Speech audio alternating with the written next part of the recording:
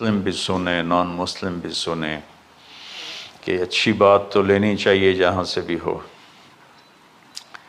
عید قربان جس کو ہم کہتے ہیں وہ قریب ہے، 5 دن 6 دن باقی ہیں۔ یہ ابراہیم علیہ السلام کی سنت ہے، اور میرے نبی نے اس کو زندہ کیا۔ بیچ کے زمانوں میں یہ نہیں تھی، اس کو میرے نبی پاک صلی اللہ علیہ وسلم نے زندہ فرمایا، اور آپ اپنے عید کے موقع پر 2 جانور ذبح فرماتے تھے، 2 دمبے، ایک امت کے لیے اور ایک اپنے لیے۔ سبحان، ایک امت کے لیے، ایک اپنے لیے۔ ابراہیم علیہ السلام سے یہ سلسلہ کیسے شروع ہوا؟ ابراہیم علیہ السلام کون ہیں؟ ان کی ہستی کیا ہے؟ ابراہیم علیہ السلام وہ نبی ہیں جن پر ساری امتوں کا اتفاق ہے۔ یہود بھی ابراہیم علیہ السلام کو کہتے ہیں ہمارے ہیں، عیسائی بھی ابراہیم علیہ السلام کو کہتے ہیں ہمارے ہیں، مسلمان بھی ابراہیم علیہ السلام کو کہتے ہیں ہمارے ہیں۔ آگے پھر یہود موسیٰ علیہ السلام پر رک جاتے ہیں اور عیسیٰ علیہ السلام کا انکار کرتے ہیں، عیسائی عیسیٰ علیہ السلام پر رک جاتے ہیں اور محمد مصطفیٰ صلی اللہ علیہ وسلم کا انکار کرتے ہیں۔ ان ابراہیم لأواہ حلیم، ان ابراہیم لأواہ حلیم، ابراہیم بہت مہربان رونے دھونے والے تھے، اور ابراہیم کا مطلب بھی ہے مہربان باپ، مہربان باپ۔ ابراہیم علیہ السلام کی کہانی تو بہت لمبی ہے، اسے سنانے کے نہ مجھے سکت ہے، اور نہ ہی آگے جو ہم کاسٹ کرتے ہیں اس میں اتنی ہمت ہوتی ہے، تو ہم شروع ہی کرتے ہیں کہ ابراہیم علیہ السلام سے اللہ نے اپنے بچے کی قربانی کیسے لی، پیچھے سارے واقعات کو چھوڑ کر۔ ابراہیم علیہ السلام کو جب آگ میں ڈالا گیا اور اللہ تعالیٰ نے ان کو آگ سے زندہ سلامت باہر نکالا، تو پھر انہوں نے ہجرت فرمائی اور مصر گئے۔ مصر کا جو بادشاہ تھا وہ ہر آنے والی عورت کو زبردستی ایک رات اپنے کمرے میں رکھتا تھا، تو اس نے حضرت سارہ علیہ السلام کو بھی قبضہ کر کے اپنے کمرے میں رکھا۔ جو ہی ہاتھ بڑھاتا اس کا ہاتھ سوکھ جاتا، پیچھے کرتا تو ٹھیک ہو جاتا، پھر ایسے ہاتھ بڑھاتا سوکھ جاتا، پھر پیچھے کرتا ٹھیک ہو جاتا، پھر ایسے ہاتھ بڑھایا سوکھ گیا، پھر پیچھے کیا ٹھیک ہو گیا۔ تو اس نے کہا یہ تو کوئی اور ہی بات ہے، تو اس نے اپنی بیٹی حضرت ہاجرہ وہ ان ابراہیم علیہ السلام کے نکاح میں دے دی۔ ابراہیم علیہ السلام اس وقت 70 سے اوپر جا چکے تھے اور حضرت ہاجرہ 22 سال کی تھی۔ یہ 3 افراد کا قافلہ ہجرت کر کے فلسطین پہنچا، اور ابراہیم علیہ السلام کی عمر گزر گئی۔ رب ہب لی من الصالحین، یا اللہ کوئی نیک بچہ دے، یا اللہ کوئی نیک بچہ دے۔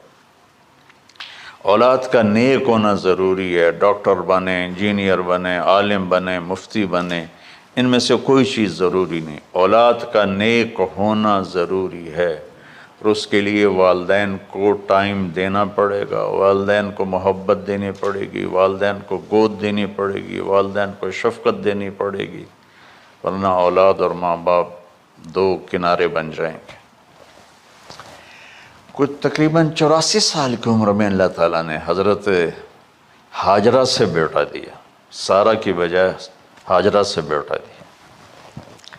حضرت اللہ کی حکمت تھی، اللہ بھی یہی چاہ رہے تھے، تو حضرت سارہ کو بڑی تکلیف ہونے لگی، کہنے کہ اس بچے کو مجھ سے دور کرو، اس بچے کو مجھ سے دور کرو، میں دیکھ نہیں سکتی۔ تو جبریل آئے کہ اللہ تعالیٰ بھی فرما رہے ہیں کہ اسے یہاں سے دور کرو، کہ کہاں لے جاؤں؟ کا یہ ہم بتائیں گے کہاں لے جانا ہے۔ تو جبریل انسانی شکل میں اونٹ پہ سوار ہو کر تشریف لائے، اور پیچھے حضرت ابراہیم علیہ السلام اپنی اونٹنی پر، بچہ بیگم، اور آگے جبریل رہبر کے طور پر۔ فلسطین سرسبز ہے، کہیں خشک ہے، لیکن پانی ہے، اچھی آبادی ہے۔ چلتے چلتے چلتے چلتے 1 مہینہ کا سفر کرنے کے بعد جب وہ علاقہ شروع ہوا جہاں کالے پہاڑ، کالے پتھر، کوئی پتا نہیں سبزے کا اور کوئی نشان نہیں پانی کا، وہاں سے چلتے چلتے چلتے 4 پہاڑوں کے اندر ایک وادی سی آئی۔ جب وہاں پہنچے تو جبریل کہنے لگے اللہ کے نبی یہاں ہاجرہ اور اسماعیل کو چھوڑ دیں۔ جب وہ آگ میں جا رہے تھے نا ابراہیم علیہ السلام، تو ایک لفظ نہیں بولے، بس نے کہا حسبی اللہ و نعم الوکیل۔ لیکن جب جبریل نے کہا یہاں چھوڑ دیں تو ایک دم بولے یہاں کیسے چھوڑ دوں، یہاں تو کچھ بھی نہیں ہے، یہ کیسے رہیں گے؟ کہ یہ آپ کے رب کی منشا ہے، یہاں اللہ کا گھر بنے گا، یہاں اس بچے کی نسل سے ایک آخری نبی پیدا ہوگا جو پورے عالم کو روشن کرے گا، آپ چھوڑ دیں۔ تو وہ وہاں 3 دن رہے، ان کے لیے ایک چھپر سا بنایا لکڑیاں کاٹ کے، یا 2 دن رہے یا 1 دن، یہ تو کوئی تحقیق کوئی نہیں ہے، لیکن ایک چھپر سا ان کو بنا کے دیا ایسے، یعنی اس ایک اوپر وہ لکڑیوں کی چھاؤں کر دی اور نیچے ایسے بانس سے گاڑ دیے اور چل پڑے۔ تو حضرت ہاجرہ فرمانے لگے آپ کہاں جا رہے ہیں؟ اتنا بڑا امتحان تھا کہ جواب نہیں دینا، بس چپ کر کے چلو۔ انہوں نے پھر پوچھا آپ مجھے چھوڑ کے کیوں جا رہے ہیں؟ آگے سے خاموشی۔ چلتے چلتے 3 میل تک وہ اس طرح چلی۔ جب وہ کدئی پہنچیں تو اس وقت ان کو خیال آیا یہ اللہ کے نبی ہیں، کہیں ان کو اللہ نے نہ کہا۔ تو ان کا اللہ امرک، کیا آپ کو اللہ نے کہا کہ مجھے چھوڑ دیں؟ کہنے لگے ہاں، یوں کیا۔ ایک دم ایک نئی ہاجرہ نے جنم لیا، کہ اذن، یوں گردن، اذن لن یضیعنا اللہ، جاؤ پھر میرا اللہ مجھے ضائع نہیں کرے گا۔ ابراہیم علیہ السلام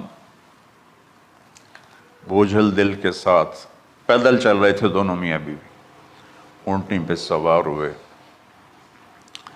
اور وہ اپنے بچے کو گود میں لے کر ایسے کھڑی ان کو دیکھ رہے تھے۔ یہ کوئی مہینے کے لیے نہیں جا رہے تھے، پتہ نہیں ہے کب واپس آئیں۔ اج دے بچھڑے قد ملن گے، جانے رب رحمان۔ دیکھتی رہیں۔ انہوں نے ایسے پہاڑی کے اوپر چڑھے کہ اونٹ نیچے اتری، تو پھر انہوں نے منہ موڑا اور واپس اس وادی کی طرف چلیں۔ کیا وقت تھا، صبح تھی، شام تھی۔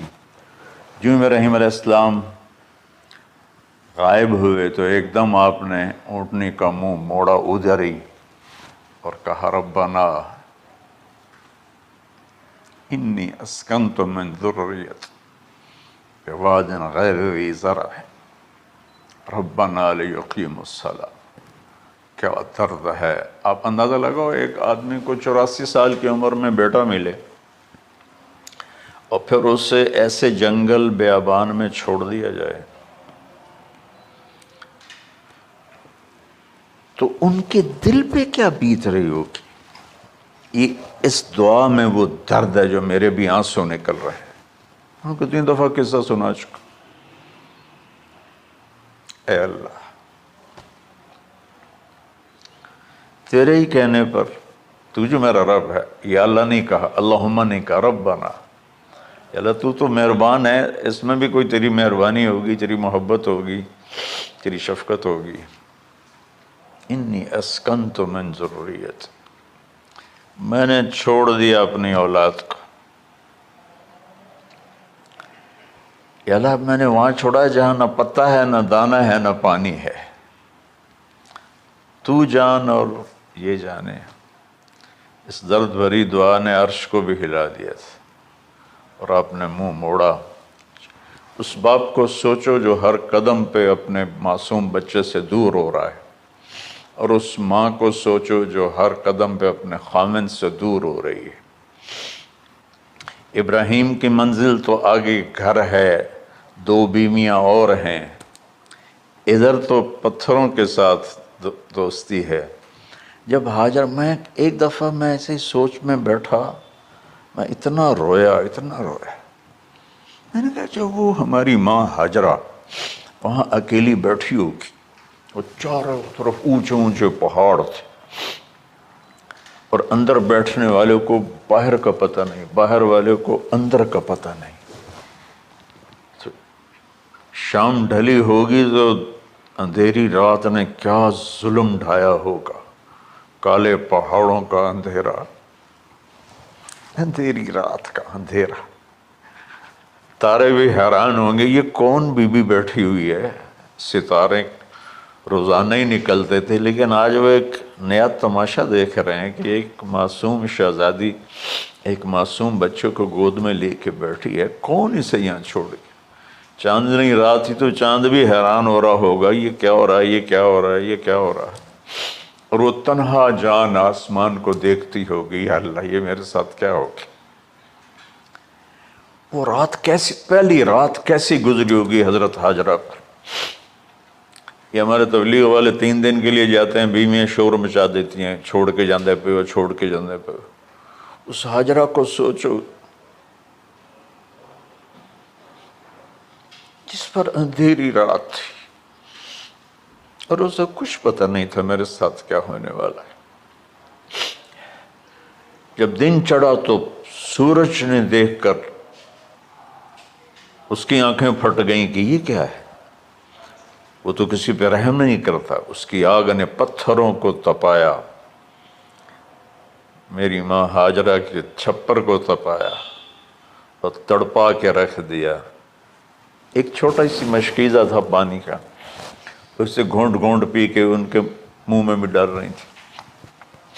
اس مشکیزے پر 3 دن گزرے، پانی ختم ہو گیا۔ ہم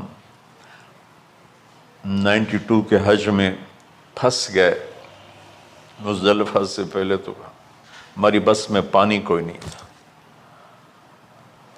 جو اس وقت ہمارا حال ہو، ہمیں پتہ تھا 2-4 گھنٹے کے بعد پانی ہے، لیکن جو اس وقت بچے بھی تھے، چیخ و پکار تھی۔ ہاجرہ کی چیخیں کون سن رہا تھا؟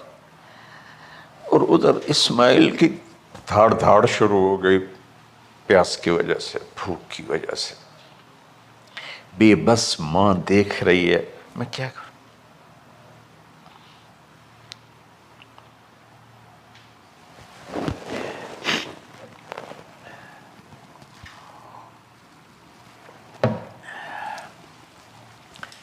میں قطر میں تھا جماعت میں، تو مجھے یہاں کندھے میں درد ہوا، میں ہاسپٹل گیا تو ایمرجنسی سے انہوں لے کر گئے۔ ایک بچہ تڑپ رہا تھا اس میں، جو ہاسپٹل کا بیڈ ہوتا ہے، چھوٹا سا۔ اس کی ماں ٹیک لگا کر نا اس کو یوں دیکھ رہی تھی۔ مجھے نہیں پتا وہ کون ہے، مجھے نہیں پتا اس بچے کو کیا ہے، لیکن آپ یقین مانیں یہ جو میرے آنسو ہیں اس عورت کی وجہ سے، کہ جس خاموش ساز خاموش فریاد سے معمور ہیں ہم، نالہ اگر لب پہ آتا ہے تو مجبور ہیں ہم۔ جس طرح وہ ماں ساز خاموش تھی اور اس کے چہرے پر درد پکار رہا تھا، میں صرف ایسے گزرتے گزرتے اس کو دیکھا اور میں آج رو رہا ہوں 15 سال کا قصہ یاد کر کے۔ تو ہاجرہ کے چہرے کو کون پڑھنے والا تھا؟ کون سی ایمرجنسی وارڈ میں بیٹھی تھی؟ کون اس کے لیے کہہ رہا تھا میں پانی لاتا ہوں، کھانا لاتا ہوں؟ موت تھی دونوں ماں بیٹی کی۔ تو یہ بے قراری میں صفا مروہ کی دوڑ لگائی، انہیں پتا تھا کچھ نہیں ہے۔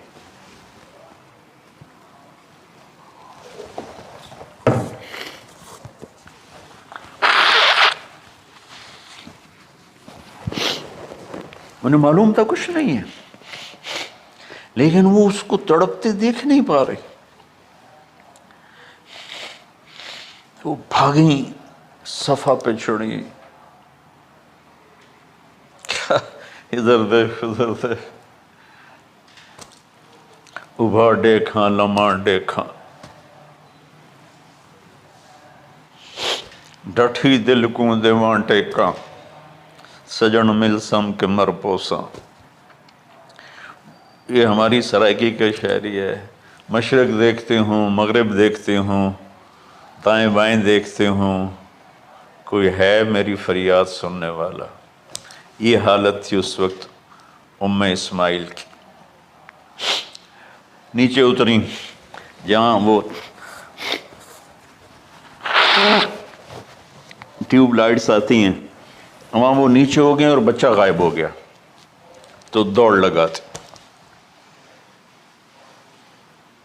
مصر کی شہزادی اور مکے کے نوکدار پتھروں کے اوپر دوڑ رہی تھی۔ جب بچہ نظر آیا پھر آہستہ ہو گئی، پھر مروہ پہ چڑھی، پھر صفا پہ چڑھی، پھر مروہ پہ چڑھی، پھر صفا۔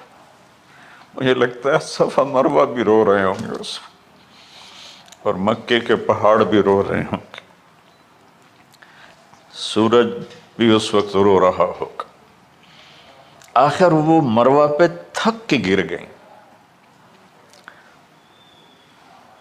یہ نہیں کہ انہیں 7 چکر لگانے تھے، 7ویں چکر کے بعد ان کی ہمت جواب دے گئی، وہ گر گئیں اور ان کا جینا چاہا کہ میں بچے کو اپنے سامنے مرتا دیکھوں، اس لیے وہیں گر گئیں کہ میں اتھے مر جاؤں وہ اتھے مر جاؤں۔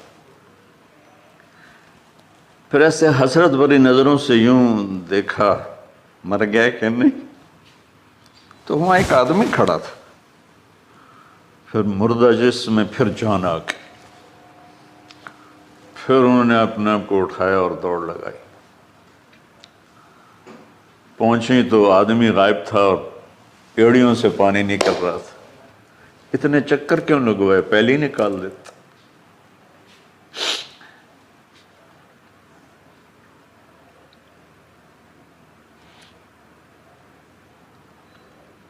عاشق ہوں میں عشق کماں میں، دل رکھیں وانگ پہاڑاں ہو، سہ صدیاں ہزار الا میں، کر جانے باغ بہاراں ہو۔ منصور جے چک سولی دتے، جڑے واقف کل اسراراں ہو، سجدیاں سر چائیں نہ باہو، توڑے کافر کہیں ہزاراں ہو۔ عاشق سوئی حقیقی جڑا، قتل معشوق دے مننے، سر نو جوڑے تے مکھ نہ موڑے، بھمیں 100 تلواراں کھنے۔ سچا عشق حسین علی دا باہو، سر دتے تے راز نہ بن۔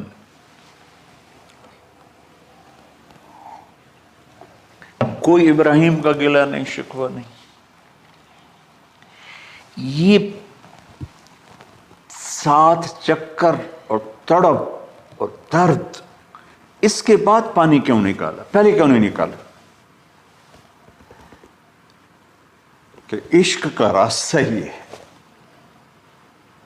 میرے گھر کے راستے میں کوئی کہکشاں نہیں ہے، راستہ عشق اشقا سے۔ اشقا کہتے ہیں آکاس بیل جو درخت کو چمڑ جاتی پیلی، تو وہ درخت اس کا ایسا عاشق ہوتا ہے، سب کچھ اس کو کھلا کے خود خوش ہو کے جل کے بالن بن جاتا ہے۔ اس سے اشک ہے کہ عشق ایسی چیز ہے، عشق تے آتش ڈوہیں برابر اتے عشق دا تاؤ تکھیڑا، آتش ساڑے کخ تے کنیرا، عشق ساڑے دل جیڑا۔ خواجہ غلام فرید صاحب کی شاعری سنا رہا ہوں کہ عشق میں بھی آگ ہے اور لکڑی میں بھی آگ ہے۔ لکڑی کی آگ خس و خاشاک کو جلاتی ہے اور عشق کی آگ دل کو جلا کے برباد کر دیتی ہے۔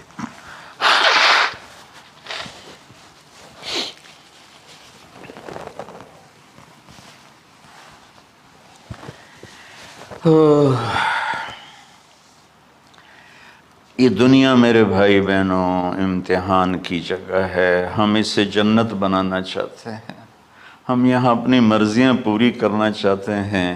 اللہ کی قسم، اللہ کی قسم، اللہ کی قسم، جس نے اپنی مرضی پہ چلنا شروع کیا وہ تباہ ہو گیا، جو اللہ رسول کی غلامی کے دائرے میں آیا وہ کامیاب ہو گیا۔ دیکھا تو پانی ابل رہا ہے، ابل رہا ہے، ابل رہا ہے، فوارے مار رہا ہے۔ تو اس وقت عبرانی لینگویج تھی تو ان کا زمزم زمزم، ٹھہر جا ٹھہر جا ٹھہر جا۔ وہ نیچے زور، اللہ کو بھی یہی منظور تھا، وہ نیچے زور۔ میرے نبی نے فرمایا اگر میری ماں زمزم نہ کہتی تو پورے عرب کو یہ پانی سیراب کر دیتا۔ اور آپ حیران ہوں گے، آج کل تو بہت زیادہ ایڈوانس ہے سائنس، تو سعودی گورنمنٹ نے کہ یہ اس کا سورس کیا ہے، یہ پانی کہاں سے آ رہا ہے، طائف تک ساری زمین کو کھنگالا، کوئی اس کا پیچھے سے لنک نہیں ہے۔ کہیں چشمہ ہوتا ہے نا تو پیچھے لنک ہوتا ہے، کہیں سے پانی نکل ہوتا ہے پیچھے سے لنک ہوتا ہے۔ زمزم کا کوئی لنک نہیں، جو ہی موٹر چلاتے ہیں تو 8-9 جھرنے ہیں، سوراخ، وہاں سے پانی ابل ابل کے آنا شروع ہو جاتا، اور جو ہی موٹر بند کرتے تو وہ جھرنوں کا پانی بند ہو جاتا، اس میں نہ مچھر ہے، نہ اس میں کوئی کیڑا ہے، نہ کوئی مکوڑا ہے، پاک صاف پانی، زمزم زمزم۔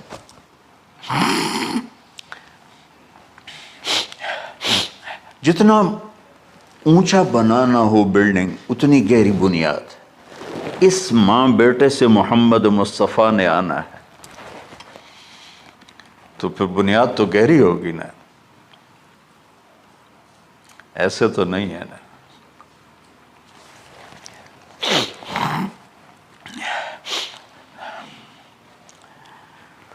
تو چونکہ محمد مصطفیٰ صلی اللہ علیہ وسلم کو اس بچے اور اس ماں سے اللہ نے وجود دینا، پیچھے ابراہیم والد ہیں دینا، ابراہیم علیہ السلام کی نسل میں 4000 انبیاء آئے، بنو اسرائیل میں 4000، اور حضرت اسماعیل علیہ السلام کا ایک ہی جو 1.25 لاکھ پہ بھاری نہیں ہے بلکہ کل کائنات پہ بھاری ہے اللہ کے بعد۔ تو اس لیے پسائی ہوئی یہ جو بناتے ہیں اپنی باڈیز، وہ اپنی کتنی پسائی کرتے ہیں، وزن اٹھاؤ دوڑو، وہ کیا کیا اپنے آپ کو مشقت میں ڈالتے ہیں، تب جا کے وزن وہ نکھر کے آتے ہیں۔ یہاں کوئی آبادی نہیں تھی، یمن سے لوگ جاتے تھے شام تجارت کے لیے، تو قبیلہ جرہم کا گزر تھا، پانی نہیں تھا، تو وہ پانی کی تلاش میں تھے، انہوں نے پرندے دیکھے، وہ کہنے کہ پرندے تو پانی پر آتے ہیں، انہوں نے 2 آدمی بھیجے، آگے دیکھا ایک خاتون ایک بچہ اور کنواں تو نہیں تھا، پانی چشمہ، تو وہ سارے آئے اور کہا کہ بہن ہم یہاں ٹھہر جائیں، کہ آپ ٹھہرو لیکن پانی میرا، انہوں نے کہا ٹھیک ہے پانی آپ کا ہے۔ تو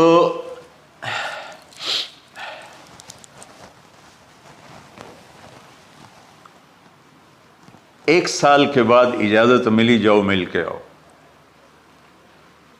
مل کے آؤ۔ جس گھاٹی سے ابراہیم کو جدا کیا تھا اس پر کتنی دفعہ حضرت ہاجرہ کی نظر پڑتی ہوگی،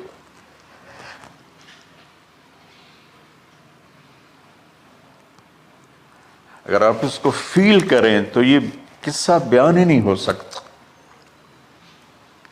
بس رونا ہی پڑے گا. اور خاص طور پر آج کے دور میں جب کوئی اللہ کو کی ماننے کے لیے تیار ہی نہیں ہے، کوئی جہنم سے ڈرنے کے لیے تیار نہیں، کوئی جنت کی طلبگار نہیں.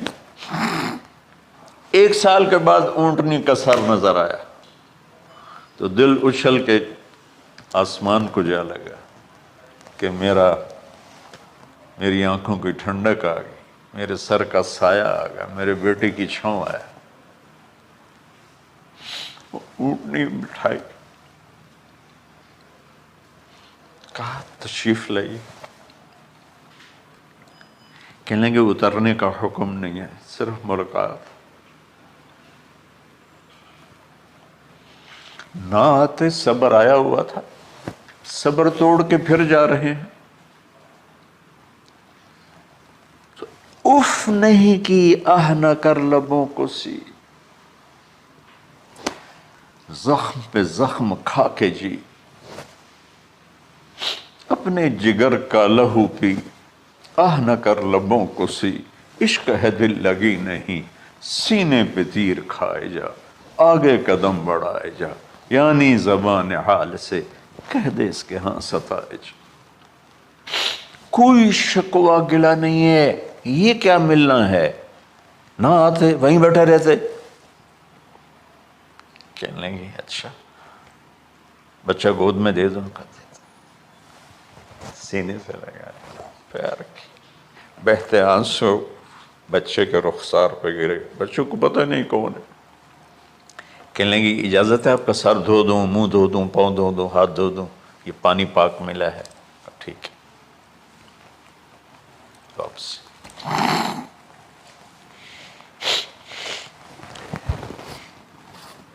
فلما بلغ معه السعي، جب وہ بچہ بھاگنے دوڑنے لگا، دل میں اتر گیا، نظروں کو بھا گیا، تو خواب آنے شروع ہوئے. قیمتی چیز قربان کرو، پتہ نہیں کتنی بکریاں قربان کر دیں.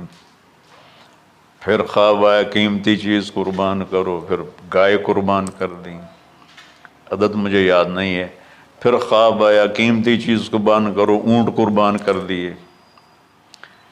پھر خواب آیا قیمتی چیز قربان کرو، تو پھر خیال آیا کہ یہ اسماعیل کی طرف اشارہ ہے. 1500 کلومیٹر ہے، 1 مہینے کا اونٹ کا سفر ہے. چھری لے کر ایک باپ بچے کو ذبح کرنے جا رہا ہے.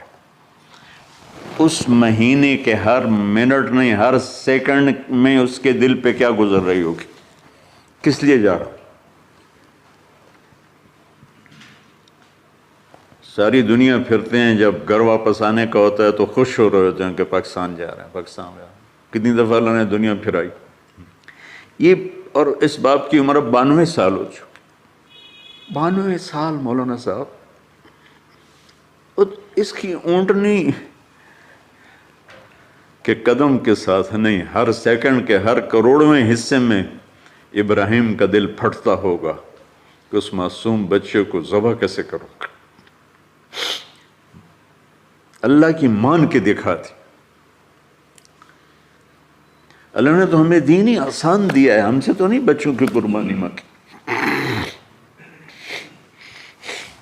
ابوبکر صدیق رضی اللہ تعالیٰ نے فرمایا تھا یا رسول اللہ، ایک آیت ہے جس میں کا مفہوم یہی ہے، اگر اللہ ہمیں کہتا نا بچے قربان کرو، ہم بھی چھریاں چلا دیتے.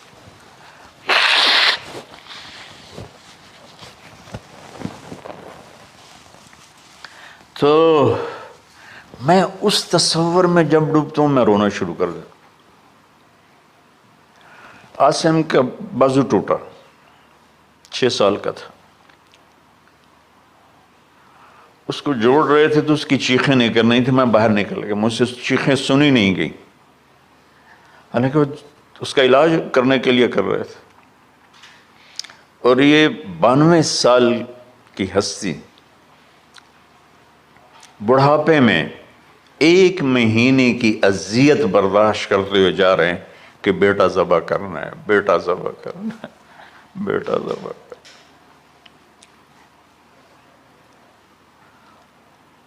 تو وہاں پہنچے تو اب اسماعیل نے جانا کہ یہ ہیں میرے ابا. وہ کیسے لپٹے ہوں گے، کیسے چوما ہوگا، کیسے پیار کیا ہوگا، یا بیوی کا آپس میں. مجھے نہیں پتا کہ کتنے عرصے بعد انہوں نے ایک قدم اٹھایا، لیکن کہا کہ بچوں کو تیار کرو، میں اس کو سیر کرانے لے جا رہا ہوں. وہ بڑی خوش ہوئی، ماں بھی بچہ بھی اچھل رہا ہے،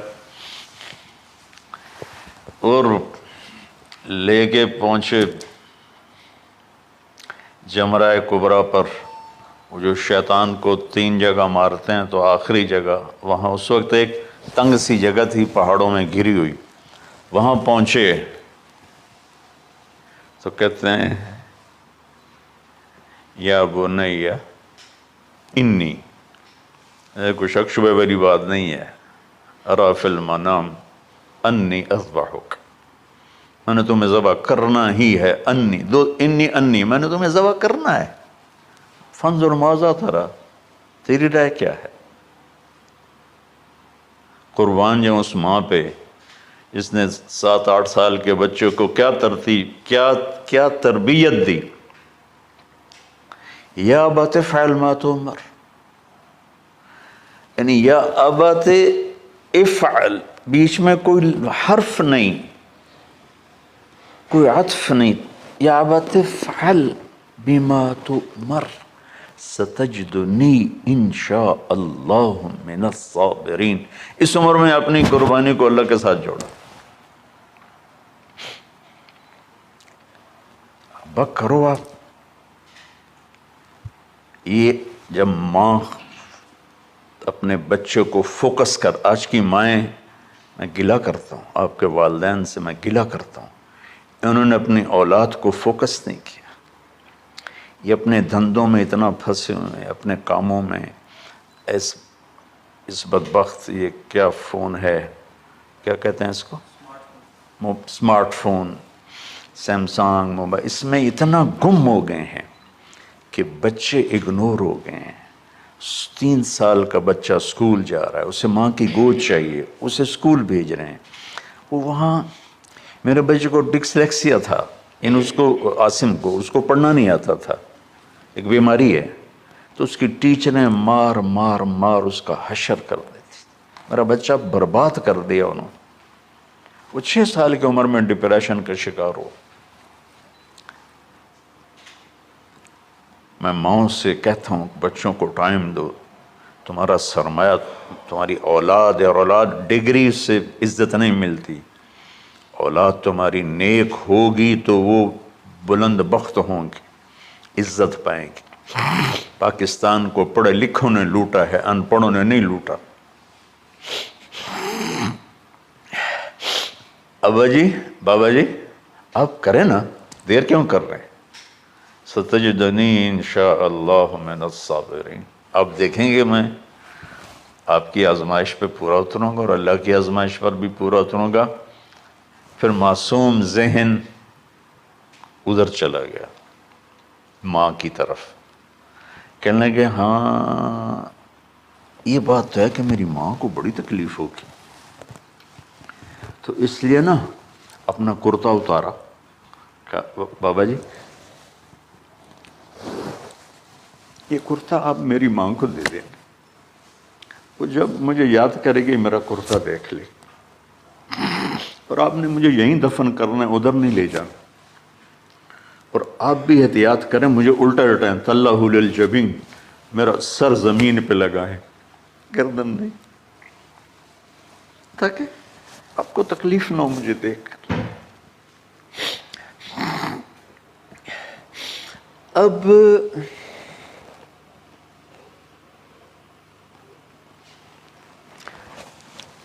میں تو مرغی ذبح ہو رہی ہوں نا تو اس کو تڑپتے نہیں دیکھ سکتا. قربانی کے لیے مفتی صاحبان کہتے ہیں کہ اوپر کھڑا ہونا چاہیے، خود کرے یا اوپر کھڑا. میں نہیں کھڑا ہو سکتا. جانور جب تڑپتا ہے تو مجھے کچھ ہونے لگتا، تو میں بچوں کو بھیجتا ہوں جاؤ قربانی پہ کھڑے ہو. جیسے ابراہیم علیہ السلام کا تصور کر کے میری چیخیں نکل کہ انہوں نے جب ان کی کمر پہ گوڈا رکھا ہوگا یوں کر کے، ہاتھ باندھے، پاؤں باندھے، اور سر کے بال یوں اٹھا کے یہاں لائے ہوں گے سر کو، اور چھری یہاں رکھی ہوگی، کیا کیفیت ہو؟ تو یوں آسمان کو دیکھ کر کہ یا اللہ، کیا تم مجھ سے ناراض ہو گیا کہ میرے دل میں اسماعیل زیادہ اتر گیا ہے؟ یا اللہ ایسا کبھی نہیں ہے، یا اللہ یہ میرا کوئی امتحان تو لے رہا ہے، یا اللہ تیرے پر سب کچھ قربان ہے، اور یوں چلائی، اور اللہ تعالیٰ نے چھری کی کیا حیثیت ہے، اس نے چلنے سے انکار کر دیا، پھر چلائی، پھر چلائی۔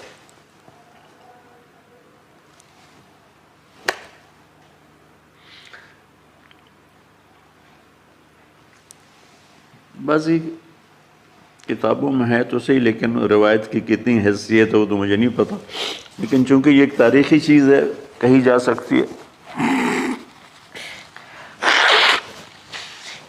کہتے ہیں پھر گئے اور چھری کو تیز کیا پتھر پر، تیز کر کے جب آئن اور بال پکڑے، آسمان کے فرشتے 2 دفعہ روئے ہیں انسانی تاریخ میں، آسمان کے فرشتے 2 دفعہ روئے ہیں انسانی تاریخ میں۔ ایک جب ابراہیم علیہ السلام نے ان کی کمر پہ اپنا گھٹنا رکھا کہ سر کے بال پکڑ اور چھری پکڑ کے یہ کہا یا اللہ تم مجھ سے ناراض ہو، تو آسمان کے فرشتوں کی چیخیں نکل گئی۔ اور ایک جب اللہ کے نبی کو طائف میں پتھر پڑے کہ اللہ من یشکو الیک ضعف قوتی، تو آسمان کے فرشتوں کی چیخیں نکل گئی جب ہمارے نبی کو طائف والوں نے مارا اس پر۔ یہ 2 دفعہ آسمان کے سب فرشتے روئے۔ تو پھر اللہ نے کہا بس، نادیناہ ان یا ابراہیم قد صدقت الرؤیا انا کذلک نجزی المحسنین، ابراہیم تو پاس ہو گیا ہے۔ چھری چل گئی، اور آنکھوں پر تو پٹی تھی، چھری چل گئی، پٹی کھولی تو سامنے کبش تھا، دمبا، اور اسماعیل اور جبریل کھڑے ہوئے تھے۔ اس جانور کی قربانی ایک علامت ہے، اس قربانی سے ایک پیغام ہے کہ اپنے غلط جذبات کو اللہ پر قربان کرو۔ ہم سے اللہ نہیں کہہ رہا بچے قربان کرو، ہم سے کہہ رہا غلط جذبات قربان کرو۔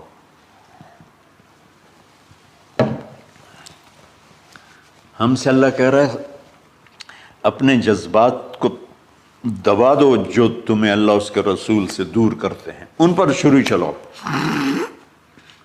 جو اللہ اس کا محبوب کہتا ہے ان کو کرنے کے لیے بھی اپنے جذبات پہ چھری چلاؤ۔ سچ بولنے کے لیے چھری چلانی ہے تو چلاؤ اپنے جذبوں پر، اب اس کو پھیلا دو۔ ساری شریعت میں اللہ نے جو احل حلالا، جو اس نے کہا ہے یہ کرنا ہے، اس کے لیے اپنے جذبات قربان کر دو۔ وحرم حراما، اور جو کہتا ہے نہیں کرنا، اس کو چھوڑنے کے لیے اپنے جذبات قربان کر دو۔ تو یہ ہے قربانی کی اصل حقیقت۔ جانور دمبے ذبح کرنا تو اس کی ایک علامت ہے، اس کی ایک علامت ہے کہ ہم میرے نبی نے حج پر 63 اونٹ ذبح کی، اپنے ہاتھ سے ذبح کی، باقی 37 حضرت علی رضی اللہ تعالیٰ علیہ السلام نے ذبح کیے۔ تو بھائیو، قربانی کی اصل یہ ہے کہ ہم اللہ اس کے رسول پر اپنے جذبوں کو قربان کر رہے ہیں، اپنے جذبوں کو قربان کر رہے ہیں۔ مولانا ابوالکلام آزاد رحمۃ اللہ علیہ کا میں مضمون پڑھ رہا تھا اسی قربانی پر، تو انہوں نے فرمایا، انہوں نے لکھا، وہ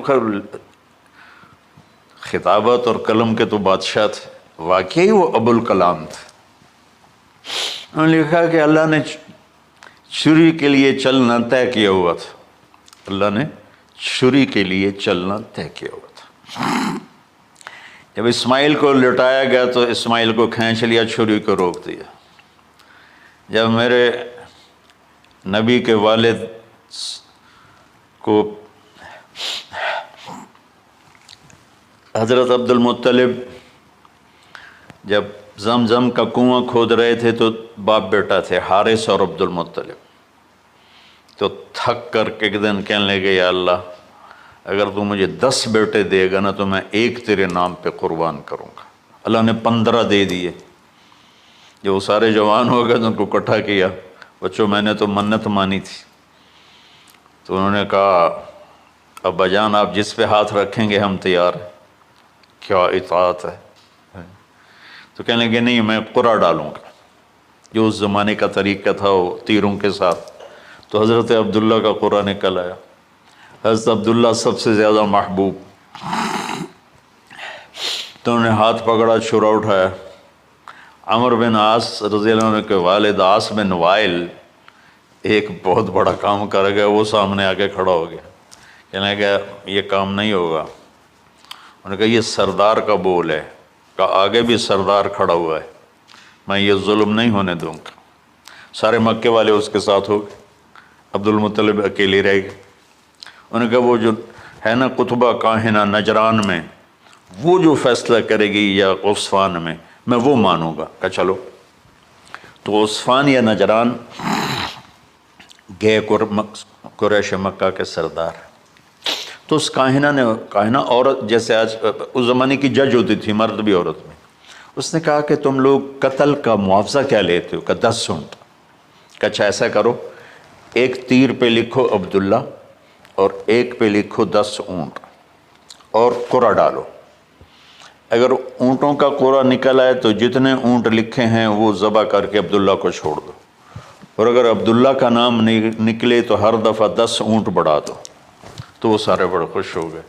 تو عبد المطلب نے احتیاطاً 100 اونٹ پہلے کھڑے کر لیے صفا کے ساتھ، اور حرم شریف میں اکٹھے ہو گئے، اور وہ جو تیروں سے کرتے تھے